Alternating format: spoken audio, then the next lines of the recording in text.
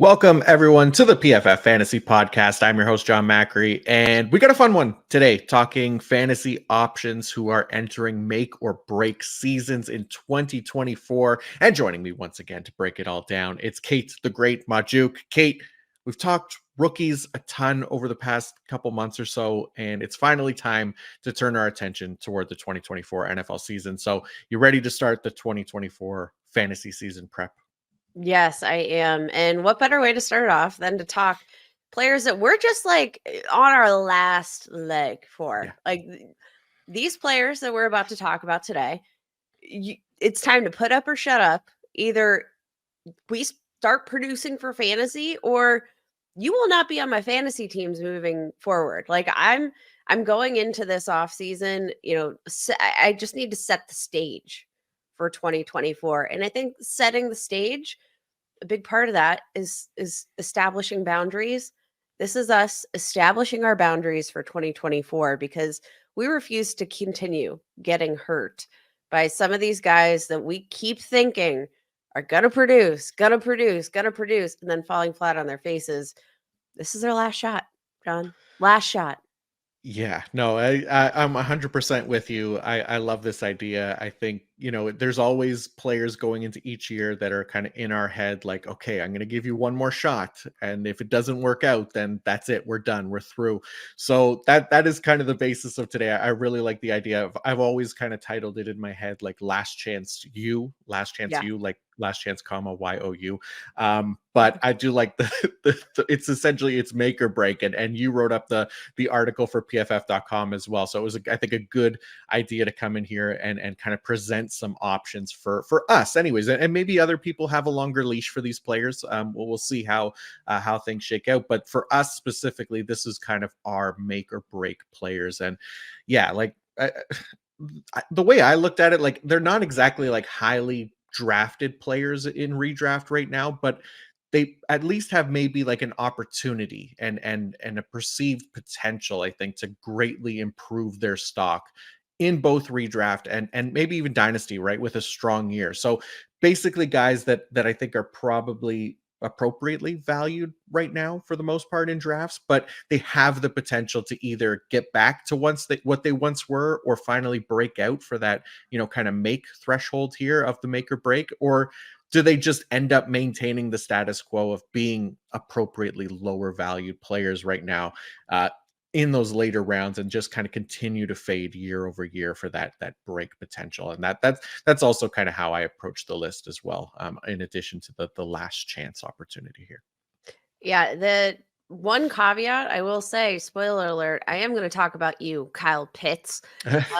Kyle Pitts actually, I'm kind of surprised he's being right now drafted as the tight end 6. He might be the exception to Right. the ADP rule that you had mentioned. He might be like one of the most highly valued players in a make or break season. But yeah, largely speaking, these aren't necessarily guys that you're going to have to pay up for in a big way. But still, I think, another good point you made is these are players that, man, they could very much put their dynasty value, especially, on a swivel and save their overall value moving forward, in the years to come. Maybe they will be highly drafted next year if we get the production that we've all been hoping for. Yeah. Yeah. And these are players that have been highly drafted before, right? But they've burnt us in the past. So is this, the last chance for them to burn us again? Are we ready to get hurt again? We'll see. So we'll start into our list here. And I think we kick it off here with the perfect player that kind of personifies this based, on the last couple of years or so, Kate. At quarterback, you have Deshaun Watson of the Cleveland Browns. So what's got Deshaun on your list for make or break season? I mean, it kind of speaks for itself, right? Coming out of the gate as a rookie in 2020 or 2017, immediately was tremendously productive and didn't necessarily always have a ton of depth at the wide receiver position, didn't always have the best receiving tight ends, but like Deshaun Watson, his mobility paired with his arm gave him a ton of upside for fantasy. And Between the 2017 and 2020 seasons, Watson had a 90 PFF passing grade, 6% big time throw rate, average 0.54 fantasy points per dropback. Over the last 2 seasons, 2.2 PFF passing grade, 2.4% big time throw rate, 0.44 fantasy points per dropback. He has been essentially useless. Now, I don't necessarily know that, like, I'm not gonna say the Browns overwent like a huge haul, right? Like, they have Jerry Jeudy, who they traded for. They have Amari Cooper, who I think is probably generally undervalued for fantasy. They have Elijah Moore in the slot, which, like, again, hasn't necessarily lived up to his potential, but entering his second year with the team. David Njoku had a monster breakout. Of course, that was pretty much entirely with Joe Flacco last year. So, but like, hopefully they're not going to try to put the tube back in the toothpaste. They're going to continue to figure out a way to get the ball in David Njoku's hands.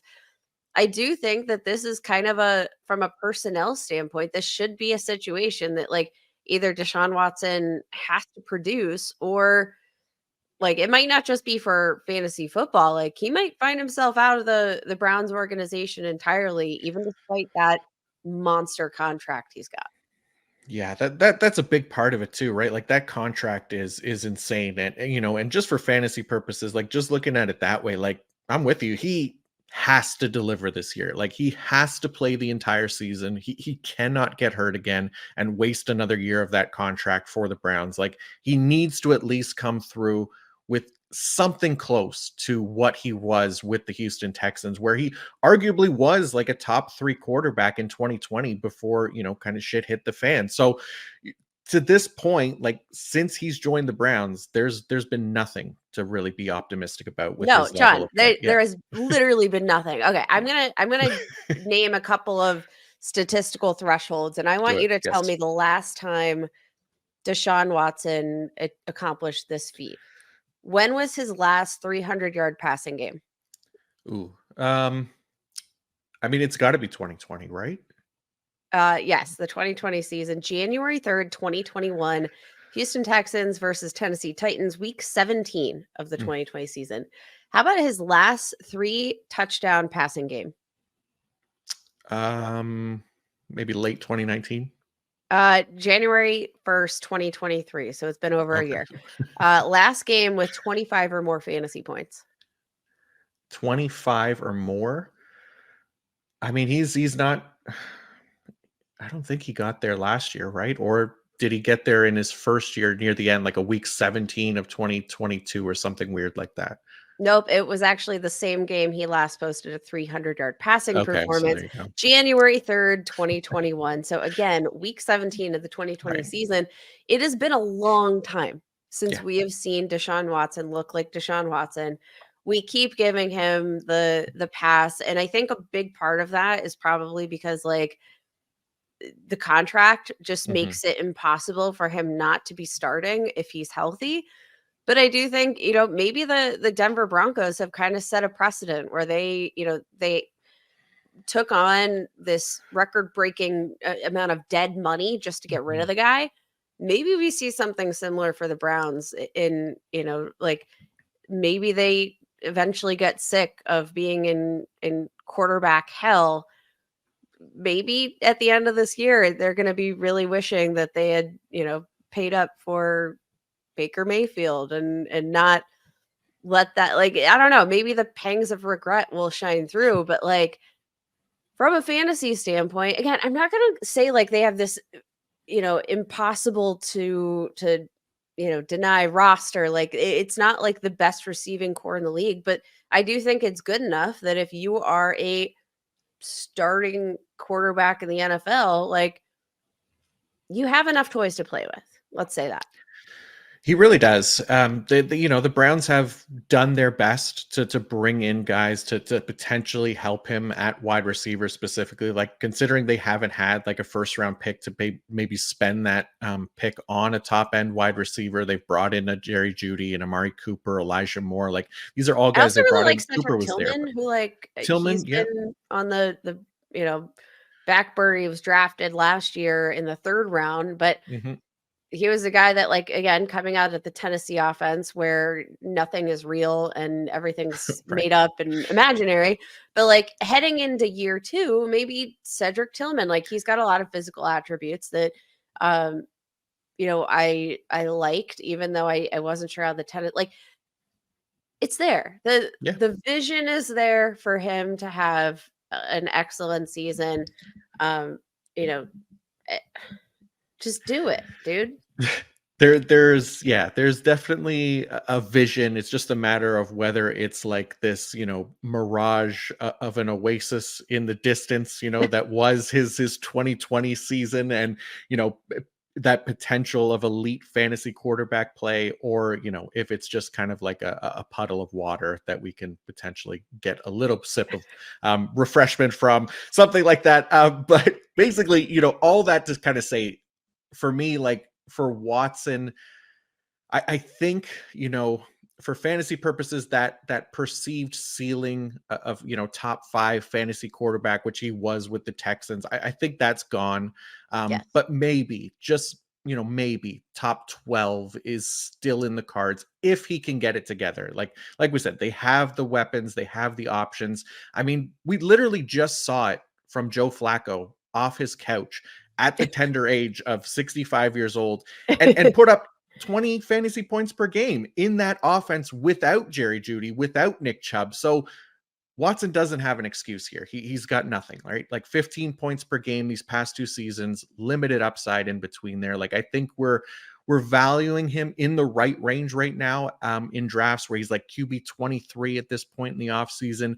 It's just a matter of if he's forever stuck in that limbo beyond this season, or if he can greatly outperform that ADP and put himself in contention as a fantasy starter again. I don't know if he can, but if he does, then it has to be this year. I think that's fair. Now, John, there's another quarterback on your list that Yeah. you're getting a little impatient with. Who are you kind of not outcasting necessarily, but who are you quickly losing patience with in the quarterback market? Because I think you might ruffle some feathers with this one.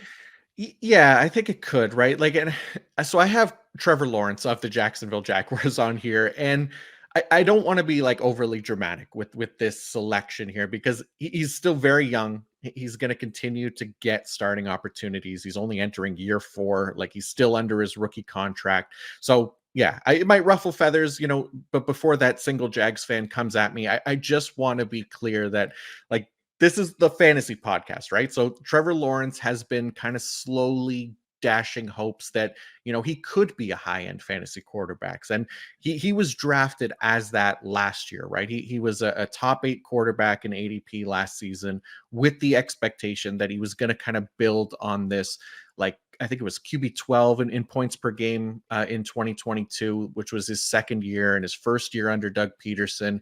They brought in Calvin Ridley as well. He ended up finishing as QB 13 in fantasy points per game. So slightly less productive season than in 2022. Only had 3 finishes inside the top 10 at his position all year. He played in 16 games, not all 16 games. We changed that schedule. 4,016 yards, 21 passing touchdowns. That was down from 2022 as well. 4 rushing touchdowns, not bad, but instead of 5, also down from 2022.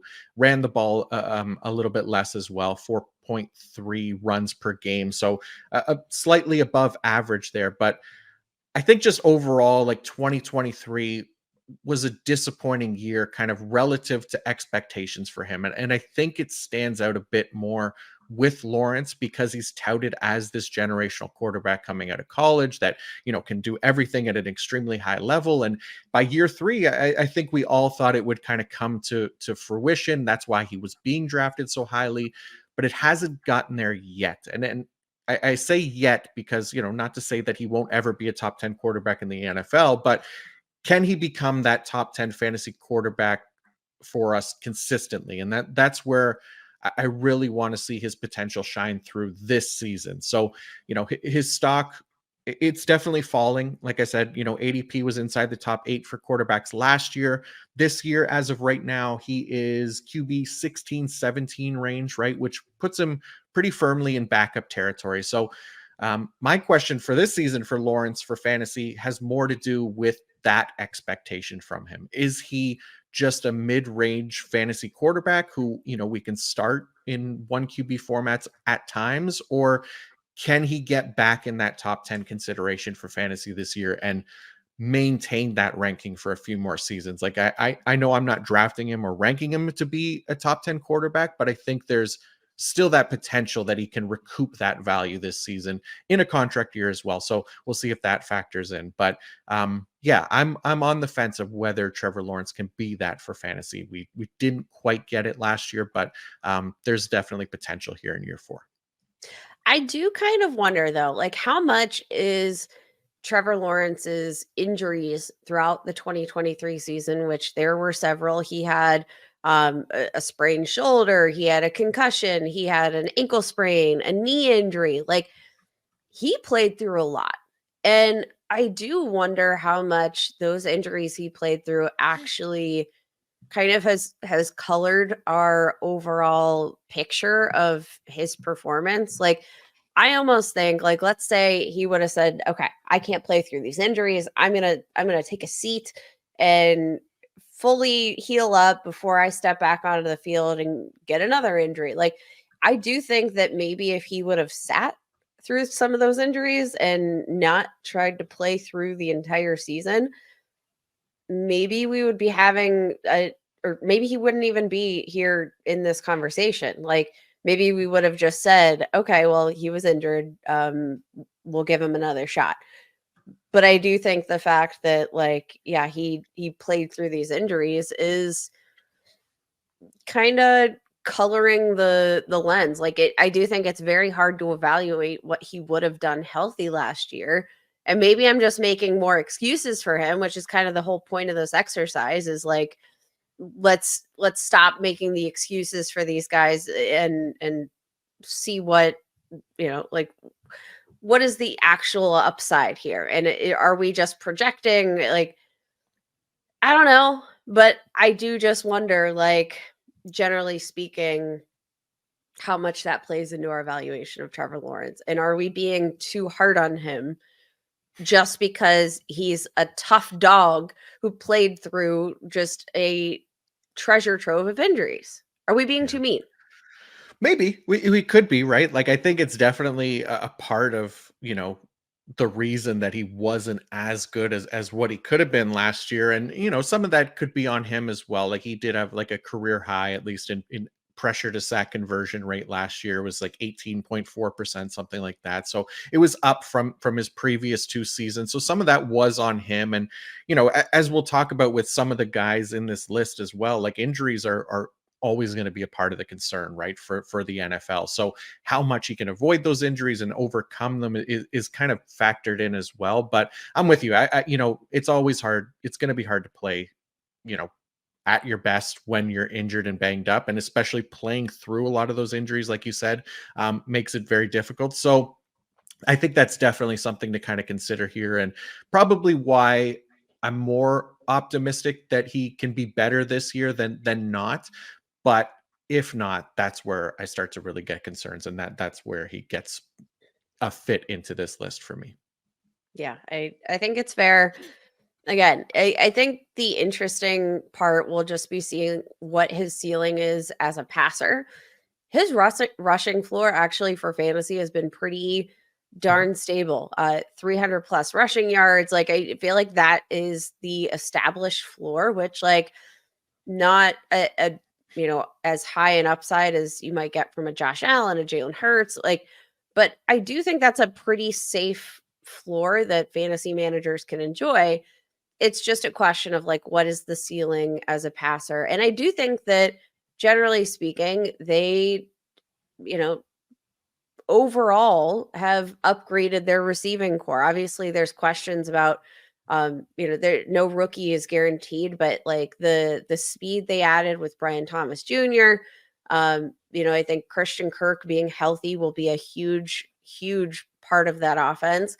Evan Ingram, who else did they add? Gabe Davis. Like Mhm. they're I think overall they've done a lot of good things to help Trevor Lawrence stretch the field. And, you know, they have a lot of high upside receiving options. So like maybe this is the year that we see all of this come together and we finally see, the upside of him as a passer. But I do think the meeting his passing potential is going to be the key. Mhm.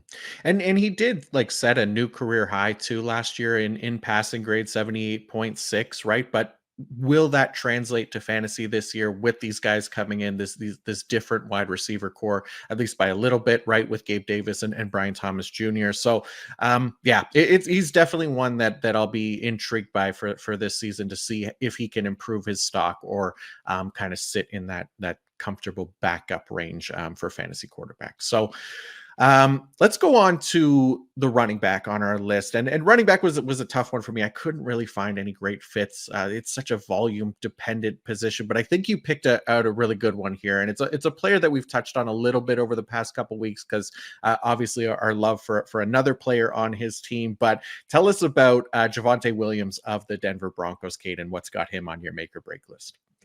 I love Javonte Williams, and coming out of UNC, I was very, very encouraged by what we saw out of him as a rookie. And then, of course, there was the ACL injury. He made his return from the ACL, but like it was not good. It was not Mhm. good. And let me just tell you, like, again, I understand coming off a torn ACL, we're not going to expect a ton from him out of the gate. But the the volume that he had tells us that the team thought he was fully healthy and capable of taking on a full workload, but he notched career lows, 3.6 yards per carry, 2.71 yard after contact, 40.0 PFF elusive rating.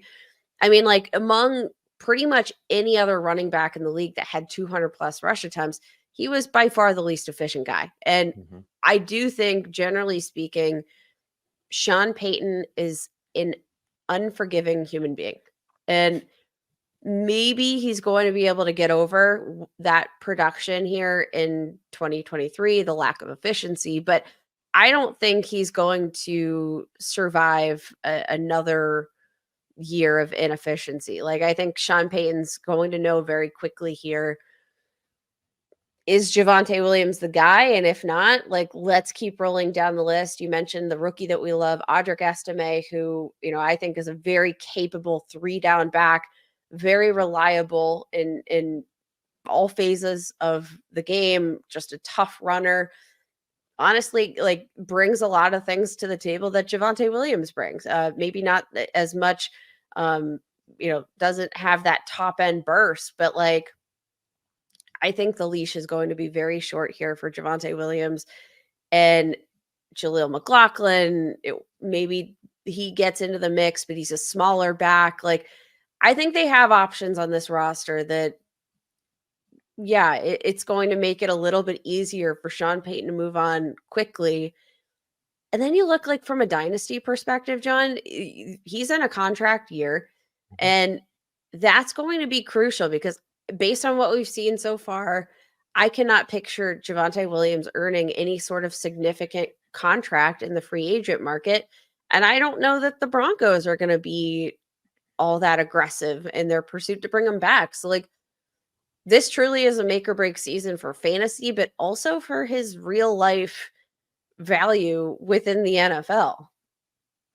Yeah, I'm with you for sure. Like I also love Javonte Williams as a player, but we also, are seeing that this isn't the same player who was once that, missed tackle force god in college and even to an extent in his rookie season, right? Like that torn ACL, LCL in 2022, like seemingly took a chunk out of his potential and overall production, at least last year, right? Like you laid out in the numbers there, like all very like fringe or outside the top 40 at his position. So I think, yeah, now like the question is going to be, was that him or his just being the first year back from that injury that hampered him that much? Because we do see players, in their first year back from knee injury specifically, like it takes them kind of longer to get back up to speed. So I wouldn't be surprised, if he bounced back closer to that top 20 running back range that he was prior to this past season. But like you laid out, the clock is kind of ticking there, right? Because they brought in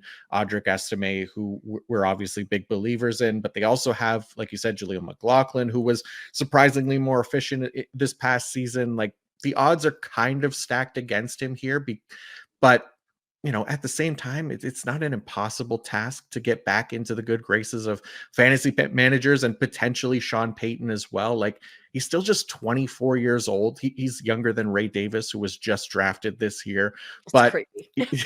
yeah, he's being drafted as RB27 on Sleeper right now. So obviously, fantasy managers are feeling that same level of hesitancy there that like we are. And I think there's at least a chance for him to get back into that top 20 range. He doesn't have an easy path. Volume is everything for running backs, and with capable bodies like Estime and McLaughlin in the mix there, and then you got Samaje Perine, working as passing down back still. Like there might not be enough volume for Javonte to kind of overcome, but he does have the talent to earn it if he can get back into form now.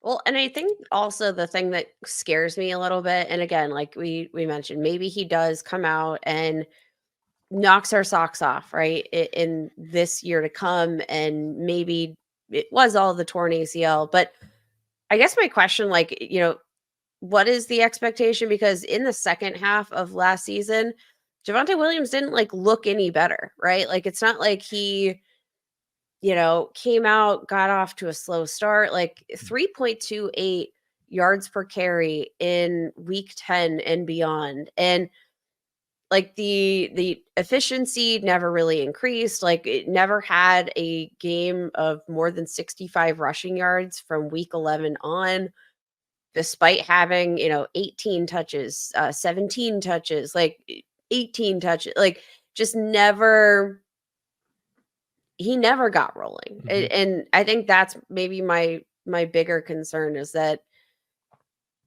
there was just never a point of improvement, or there was never a point, it was kind of like Tony Pollard, right? And Mhm. obviously very different injuries, but Tony Pollard this year came in, looked kind of sluggish and didn't really look himself. And then week 11 rolls around and suddenly he looks like Tony Pollard again. Like there was never this moment where he looked like Javonte Williams Right. again. And that's kind of this thing that I'm holding on to as a oof. I don't know. I hope I'm wrong, because I love Javonte Williams, led all running backs in terms of missed forced tackle rate as a rookie.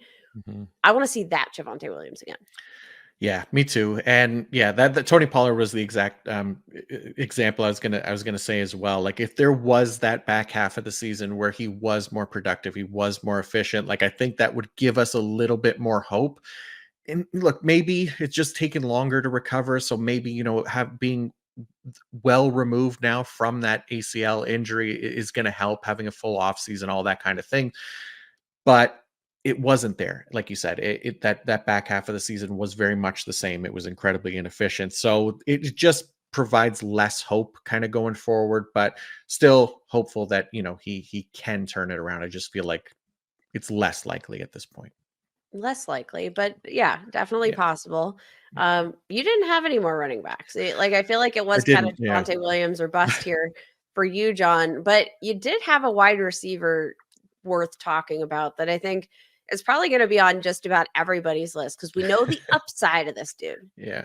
could be Yeah. tremendous. Yeah, I went kind of wide receiver heavy with my list. I probably could have added a few more to the list here, but I went with the group that I have here. And the first one is Jameson Williams of the Detroit Lions. So this is, I think, the first of multiple multiple first round wide receivers for me, who I think just has to show something resembling any kind of positive consistency this season, because to this point in his NFL career, it's been anything but for Jameson Williams. Like obviously, missed the first 12 weeks of his rookie season. So that sucked. And when he got back outside of like, I think 2 plays for the rest of that year, he didn't do anything and barely saw the field. So, heading into year 2 last year, I think there were many, like myself included, who were hopeful for a breakout season. Then he got suspended for gambling. He got that reduced to like a 4-game suspension, but still, like, that's another beginning of a season missed now where he has to play catch up in order to mesh with this offense. And, we kind of saw him get more involved last year slowly as the season went on, but still never exceeded 80% route participation through the regular season. Though the Lions actually did give him a bit more playing time in the playoffs. He even scored in the NFC Championship game. So that was kind of nice to see. But the point is, like, that consistency for him is just, we're just not getting that at all. Whether, it's his snaps and playing time or his production, there's been nothing reliable about Jameson Williams since he's entered the NFL. And I think that if that continues this year, then he's the one that I think we can essentially kind of write off going forward. It's just, it's hard, right? Because it's interesting, like the Lions under Dan Campbell and Brad Holmes, like they've kind of nailed their draft picks for the most part, at least relative to the rest of the league. But it's their 12th overall pick wide receiver who is the one that's in the greatest danger of being labeled a bust here. So I think there's a lot of pressure on everyone involved really with the Lions to get him going. And, not even to say that I expect him to be a wide receiver 1 or wide receiver 2 for fantasy, because I think that's going to be difficult with, Amon-Ra St. Brown and Sam Laporta garnering most of the targets in an already run heavy offense. But I'm just looking for consistency in his usage. With that, I expect it to then translate to production as well, where there's at least some, potential weekly wide receiver 3 value in him with upside throughout the season. Now, we'll see. Like I said, he hasn't done anything to this point to make me overly hopeful that that's going to happen. But if you believe in the tools and the talent as well as the investment in him, then there's at least a chance, right? And I think that's what we're kind of betting on here into 2024. Yeah, the one kind of thing that sticks out to me, you look at his threat rate, which is the percentage of routes run that he was Mhm. targeted on, 15.5%. Now that ranks behind Amon-Ra St. Brown and Sam Laporta, which I don't think anybody would be surprised about, ranks behind Jahmyr Gibbs and Khalif Raymond. Yeah. Like, he ranks 5th on his own team in terms of threat percentage. We know the upside can be tremendous, but even in terms of like yards after the catch per reception, ranked 8th on the team among all the 9 players with 10 or more targets this past year.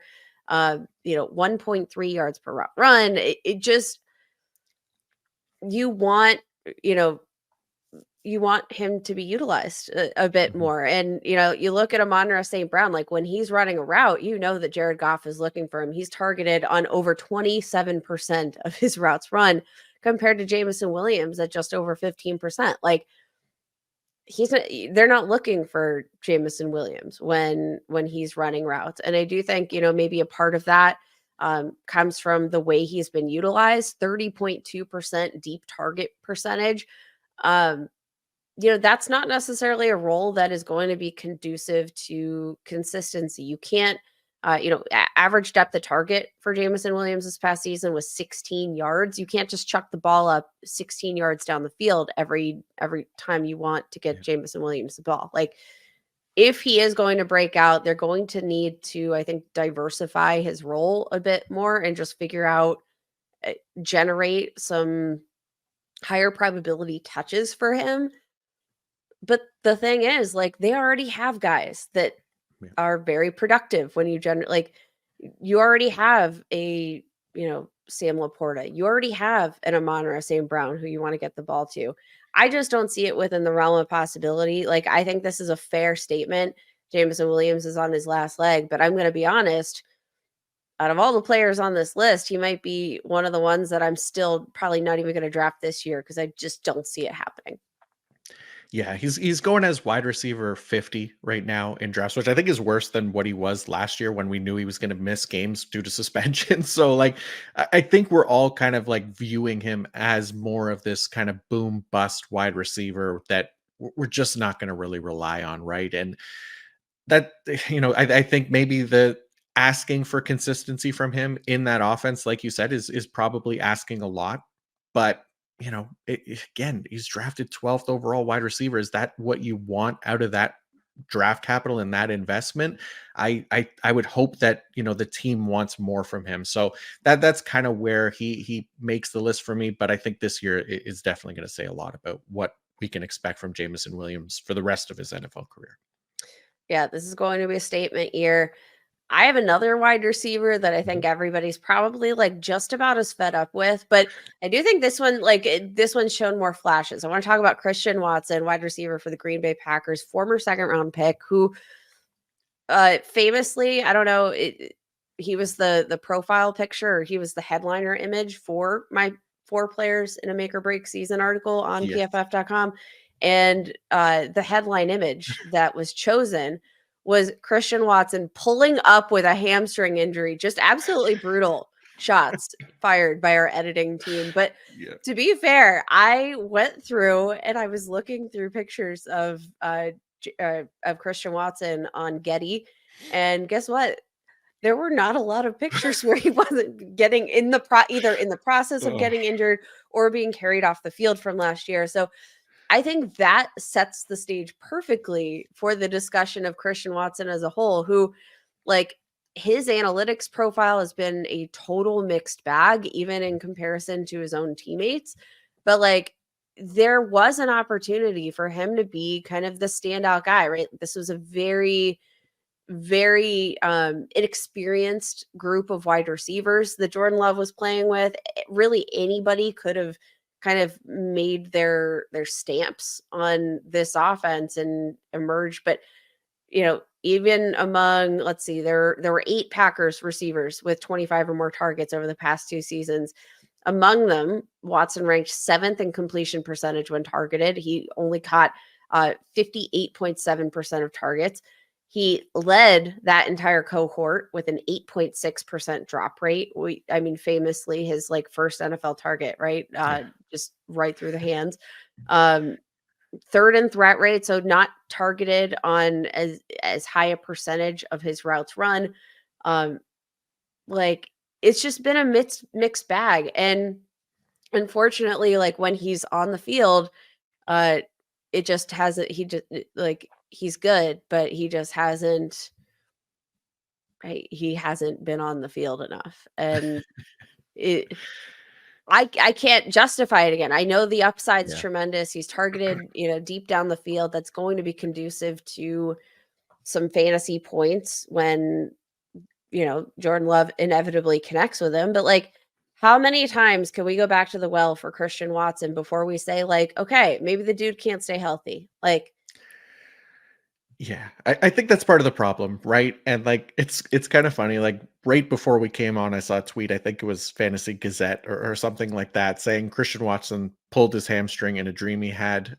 Which obviously just sounds funny, but like already through, you know, just the 2 years of his NFL career, there's already this label on him that, you know, he's he's made of meme glass, culture. right? Yeah. So he's become that. And I mean, using the picture of him pulling his hamstring was a really funny choice by the editing team here, but it's true. Like I think, you know, talent wise, he's the best wide receiver on the Packers. Whether he can stay healthy to prove that every year is going to be the biggest question, right? Like he was drafted as a wide receiver too last year in draft. Sometimes it was high end, sometimes low end, depending on how you felt about him. But you're right, injuries killed him. It never allowed for any kind of sort of consistency because he just couldn't stay healthy. Other receivers on the team stepped up, started earning larger roles. But, you know, when he was healthy, he was that best wide receiver on the team. We saw that from him. You know, when he actually stayed on the field last year, he was kind of a go-to for Jordan Love in terms of like target share, yards per route run, all those fun things. But it's just a matter of if he can stay healthy. And, you know, for me, I I don't hate Christian Watson this year. I actually think, you know, the best thing about him right now, because I do like him as a wide receiver. He was on my breakout list last year, and he did the break part. He just forgot the out part.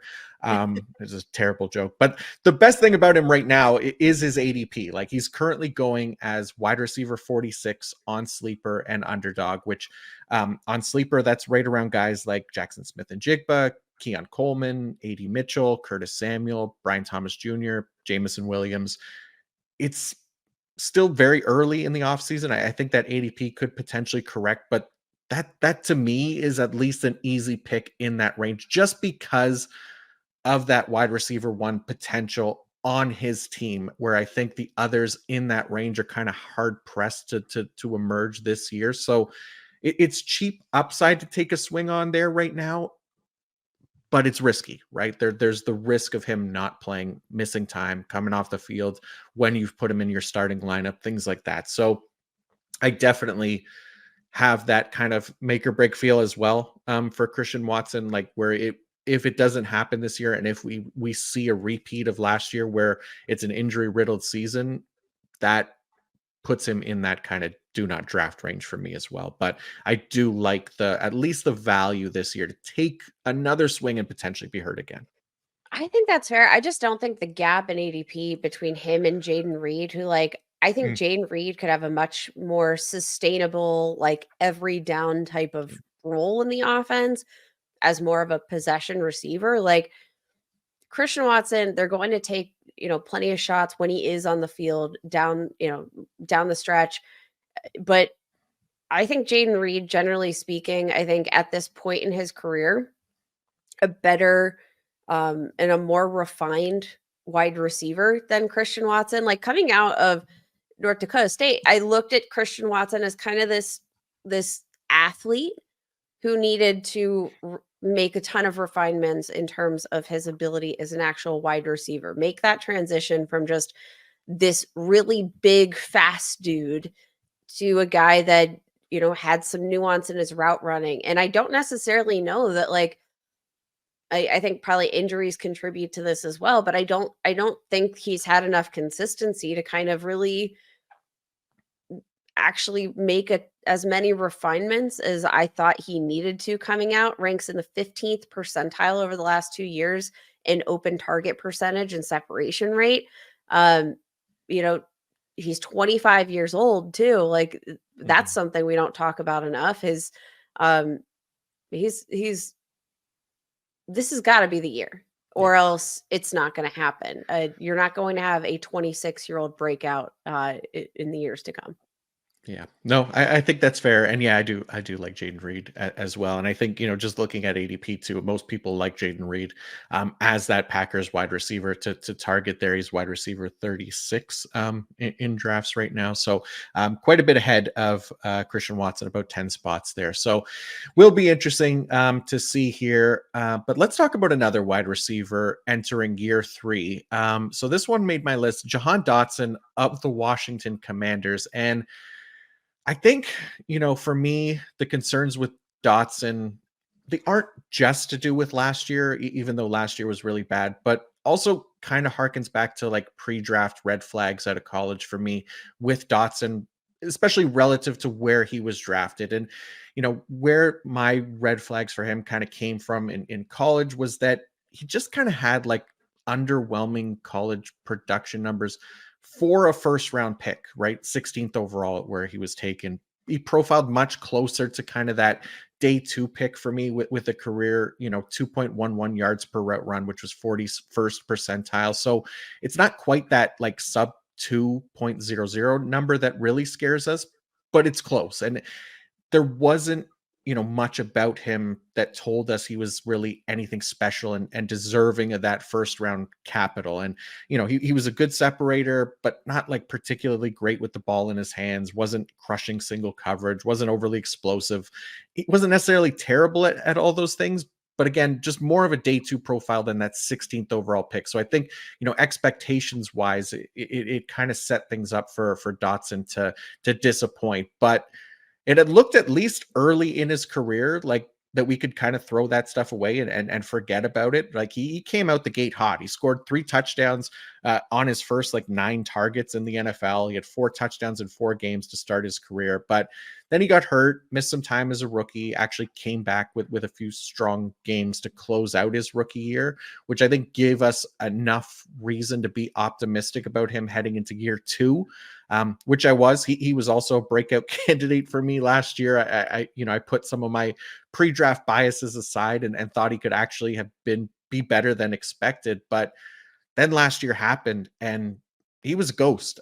Like outside of 2 games right in the middle of the season where he finished as wide receiver 7 and wide receiver 9, nobody was starting him by that point because he did nothing to earn that spot in fantasy lineups. And the best ball teams that benefited from those games were also probably toast by that point as well. So last year sucked, no matter how you slice it. Washington was one of the most pass happy teams in the league last year, and he still couldn't come through for us with any sort of consistency at all. 0.82 yards per route run. That's 94th among qualifying wide receivers. 58.5 receiving grade is 88th among wide receivers. 7.3 fantasy football points per game. Wide receiver 67 in that regard. So, he was drafted as a wide receiver 3 last year inside that top 36. Just had 3 games where he finished inside that range in 2023. So all that said, it's year 3. The Commanders franchise potentially has, a new lease on life here with a new ownership group and new coaching staff. And most importantly, a new QB1 in Jaden Daniels, being that 2nd overall pick. So this is the year now for me, at least, for Dotson to emerge as that consistent fantasy option, even if it's just as wide receiver 2 in Washington, to show that, he was worth that draft capital that they spent on him in 2022. And that, 2023 was more just your typical sophomore slump. Like it does happen. It's not impossible to bounce back from, but he could also fade to the background again and let maybe the new guy, Luke McCaffrey, step up as the new wide receiver 2 in Washington and push Dotson aside, basically never to be heard from again. So that's kind So of what dramatic. it's. Yeah, I got to be dramatic a little bit here. But that's kind of what it's going to be. Like, I don't know what is going to happen, but I think this season is going to tell us a lot about what kind of fantasy asset we can expect Jahan Dotson to be in the future. Well, and I do think, like, I want to give, like a little bit of, credit, or I guess this isn't really credit, but it's something. I want to shout out his catchable target percentage, 69.6% catchable target rate. That ranked in the 33rd percentile among wide receivers in 2023, ranked 64th out of 96 qualifying wide receivers. So, like, you look at that, and then you look at the fact that, like, let's look at Malik Neighbors last year with Jaden Daniels at quarterback, had almost a 76% catchable target rate. That in and of itself could be a massive upgrade. If you have a quarterback that can deliver the ball more accurately and put that ball in a plus, spot to maximize yards after the catch and minimize turnovers, like that is going to be huge for a guy like Jahan Dotson. But yeah, he's treading very closely to the I'm never going to hear from you again. You're going to go into the ether of first round wide receivers that became busts. And sorry, like, Yeah.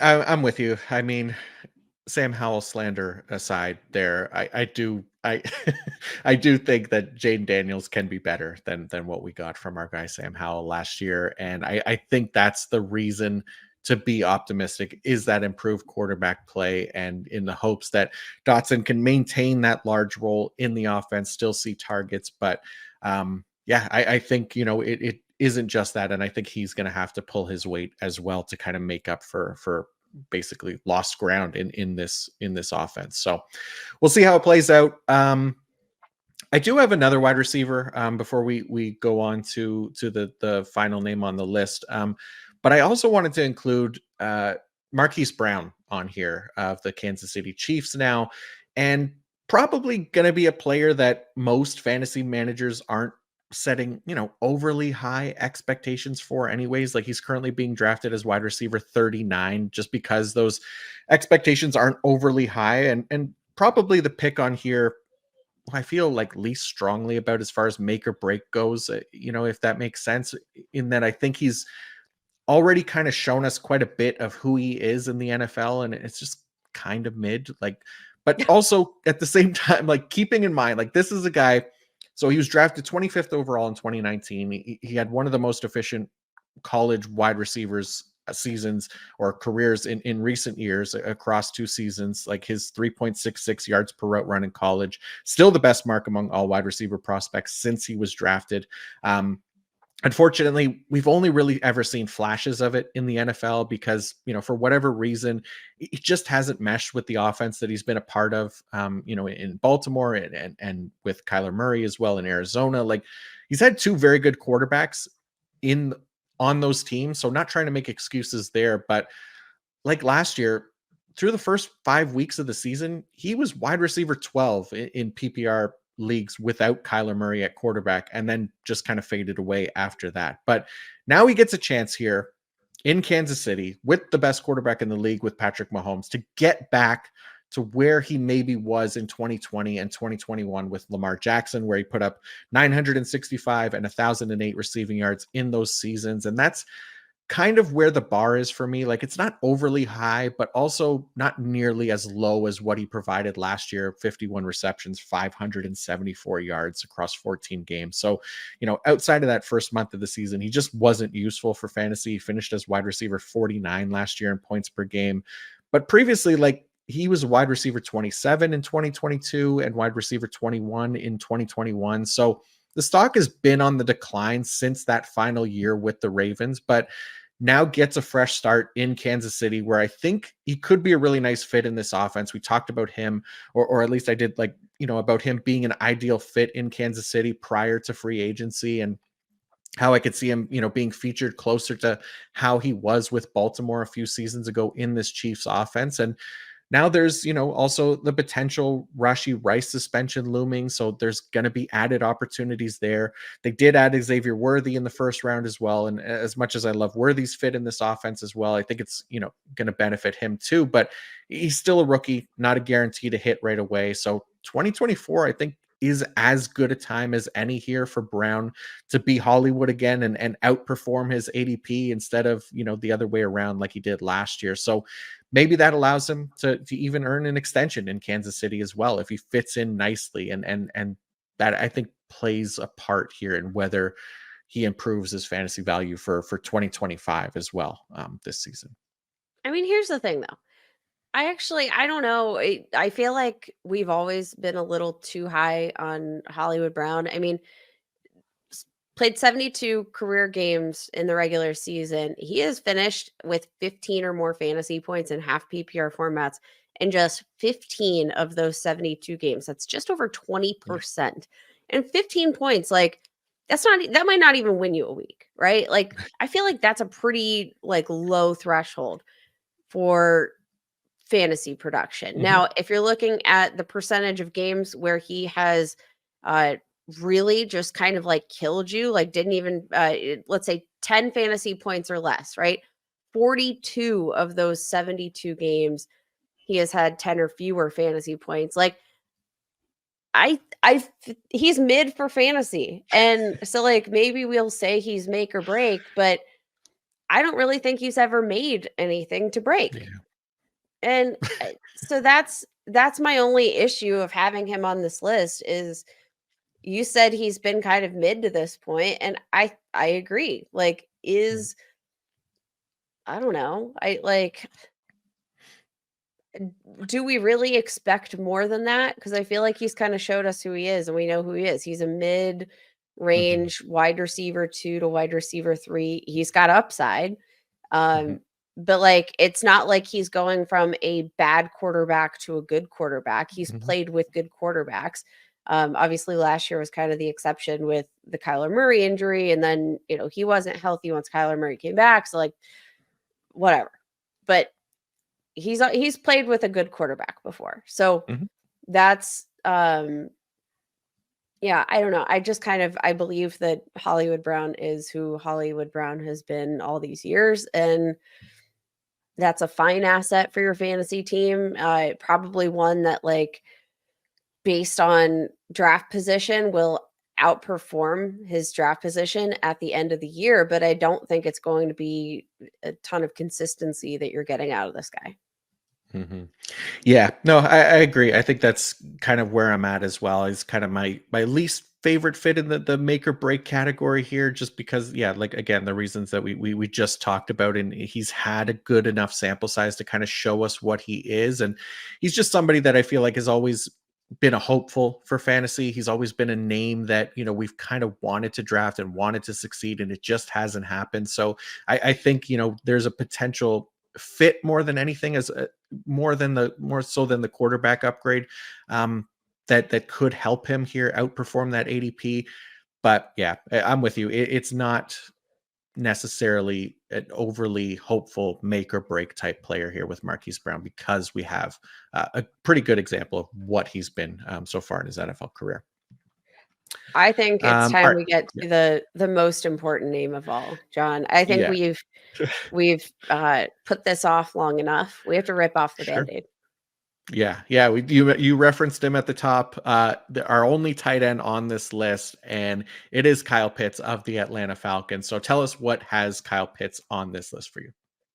I mean, there's no secret that like Kyle Pitts has been dealing with some bad quarterback play. Mhm. Last year, he ranked 42nd among 43 tight ends, tight ends in terms of catchable target rate. That is hashtag not good.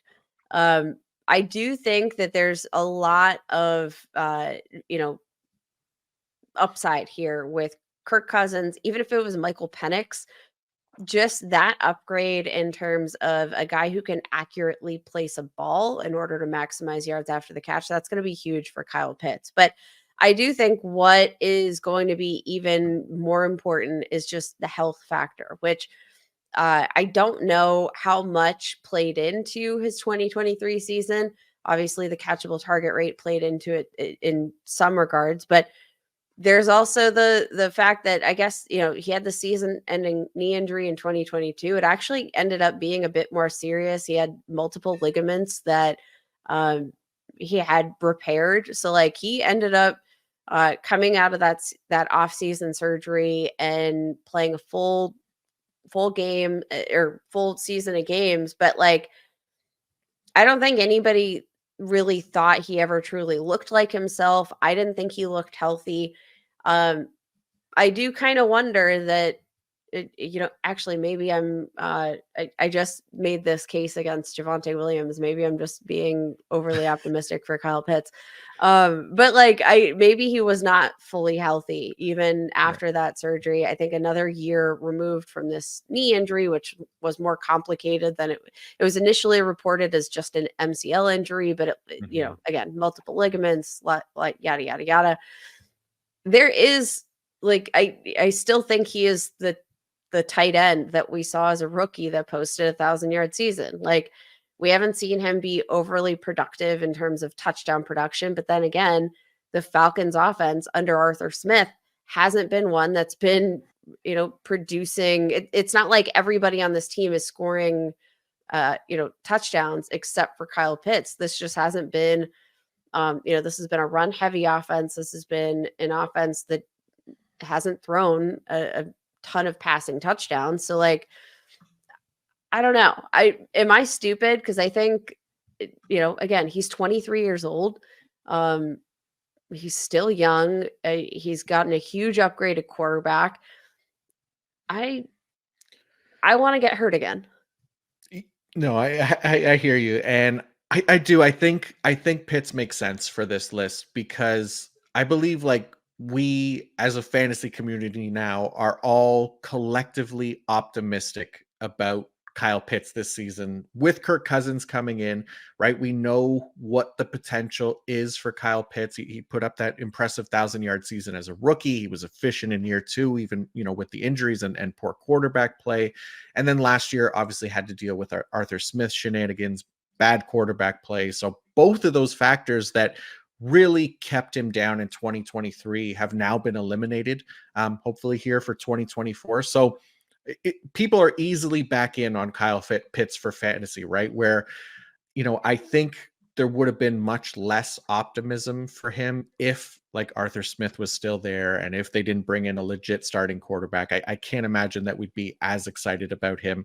But luckily, that's not the case, and we don't have to worry about that. So with that being said, I think we all kind of recognize, that his significant barriers for production are out the door. Like, if Pitts doesn't have the season that we think he can now, he's being drafted as tight end 6 right now. I think top 5 is well within the realm of possibilities for him. But if we come out of this season feeling underwhelmed about his production, then I think that's where this break comes in this make or break equation, right? Where it's just going to be really hard to kind of come up with excuses for him not delivering this year the way things project right now. Like, he should be no worse than target number 2 in that offense on a weekly basis. And by the sounds of things, with Raheem Morris coming in, they're going to play to his strengths. They're going to utilize him quite a bit. So of all the players that, we talked about today, Pitts is easily the one that I'm most optimistic about and can see him, having this amazing year and living up to those lofty expectations that we all set on him when he first came into the league. But if not, and if he breaks our hearts again, there's just, I don't think there's not another tight end that is a better fit for this list than Kyle Pitts. If, even if we do fully expect him to deliver in a big way in 2024, I think if he doesn't, that's where I think that he makes it for a good fit in this list. Yeah, I just did a dynasty startup draft here, just like over the past couple of weeks. And I ended up getting Kyle Pitts for what I felt was a steal. I got him in the 5th round of a tight end premium. Like, Mm. the people are down bad, and Okay. they, I think a lot of people are very scared to go back to the well. But again, generational talent, I truly believe, at the tight end position. He's in a crucial season. I'm all in.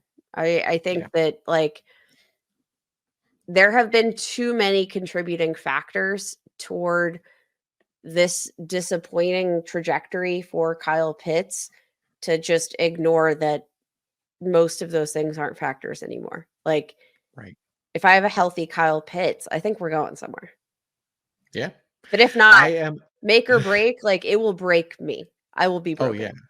just to be clear. Yeah, like that's the thing, right? Like, there's no more excuses. Like, the main things that we all hated about Kyle Pitt's situation last year, those are hopefully done with, right? Like, Kirk Cousins should come in there, provide legit quarterback play. Raheem Morris, we would hope, is not going to do the same stuff that Arthur Smith did with Kyle Pitts and rotating him around and, using guys that we don't think are as worthy of those targets as Kyle Pitts. So yeah, this is definitely a great year for Kyle Pitts to emerge. And if he doesn't, he's a break. He's breaking our hearts. He's doing it all in a negative way for us. It's going to be hard to draft him this highly again in 2025. So I like the list. That's going to do it for today. Let us know who your make or break fantasy candidates are for this season in the YouTube comments as well. We appreciate you all tuning in. If you are watching on YouTube, please feel free to like and subscribe. We'll love you forever if you do.